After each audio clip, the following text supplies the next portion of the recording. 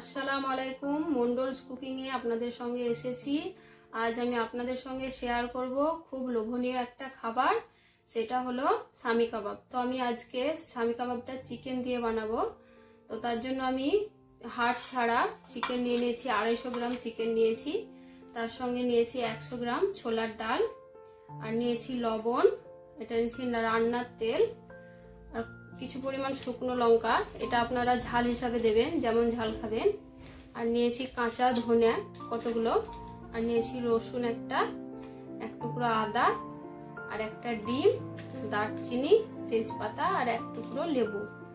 তো আমি প্রথমে এই ডালগুলোকে ধুয়ে প্রেসার কুকারের মধ্যে মাংসটা, ডালটা আর এই মশলা দিয়ে ভালোভাবে আমি সেদ্ধ করে নেব।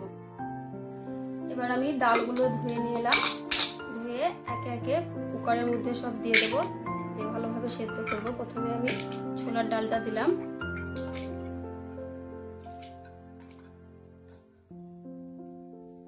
তারপর আমি মাংসটা ধুয়ে নিয়ে এসেছি, মাংসটা দিয়ে দিলাম।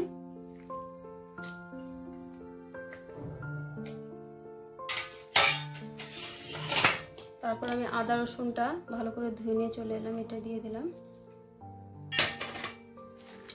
শুকনো লঙ্কা, তেজপাতা, দারচিনি, এই যে কাঁচা ধনেগুলো নিয়েছি সেটা দিয়ে দিলাম।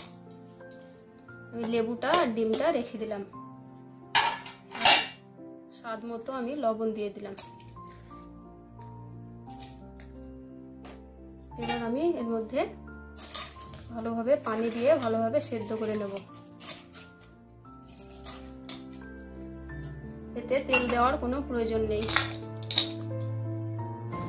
এটা এবার আমি ভালোভাবে সেদ্ধ করে নিলাম, পুরো জলটা শুকিয়ে নিলাম। দেখুন একদম ঝরঝরে ভাবে সেদ্ধ করে নিয়েছি। এবার এগুলো কিছুক্ষণের জন্য ঠান্ডা করে আমি ব্লেন্ডারে ব্লেন্ড করে নেব। আমার ব্লেন্ডারে ব্লেন্ড করা হয়ে গেছে, দেখুন এরকম ভাবে ভালোভাবে ব্লেন্ড করে নেবেন মাংসটা। তারপর এটা একটু লবণ দেখতে পারেন, এটা সেদ্ধ মাংস, লবণ যদি কম বেশি হয় তো পরে দেওয়া যায়।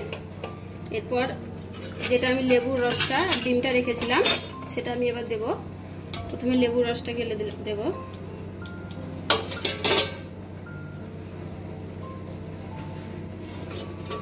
ডিমটা ভেঙে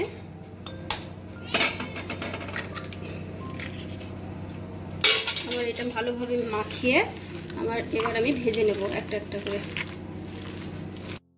আমার সব মশলা মাখানো হয়ে গেছে, কিন্তু আমি দেখুন এখানে আমি কোনো পেঁয়াজ ব্যবহার করব না। আপনারা যারা পছন্দ করেন পেঁয়াজ, তারা এখানে কুচি করে পেঁয়াজ দিতে পারেন, কিন্তু আমি এটাতে পেঁয়াজ দেব না। এবার আমি সামি কাবাব তৈরি করার জন্য শেপগুলো করে নেব।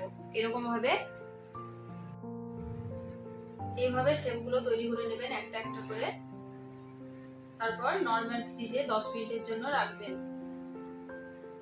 এই দেখুন এইভাবে তৈরি করবেন। 10 মিনিট ফ্রিজে রাখার পর আমি সামি কাবাবগুলো বের করলাম। এবারে একটা একটা করে তেলে ভেজে নেব।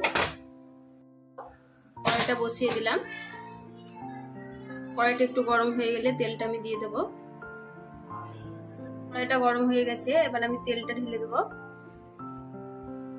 তেলটা গরম হয়ে গেলে আমি এগুলো একটা একটা করে ভেজে নেব। তেলটা গরম হয়ে গেছে, এবার আমি একটা একটা করে তেলের মধ্যে দিয়ে দেব।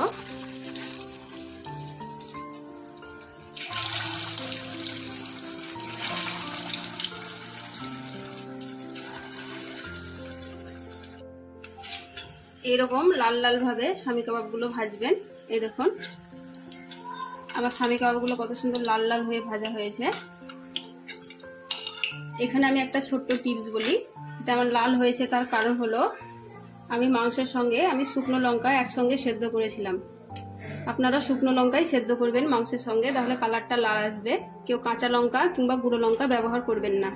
এই দেখুন আমার সামি কাবাবগুলো সব ভাজা হয়ে গেছে। এটা আমার সামি কাবাবের ফাইনাল লুক।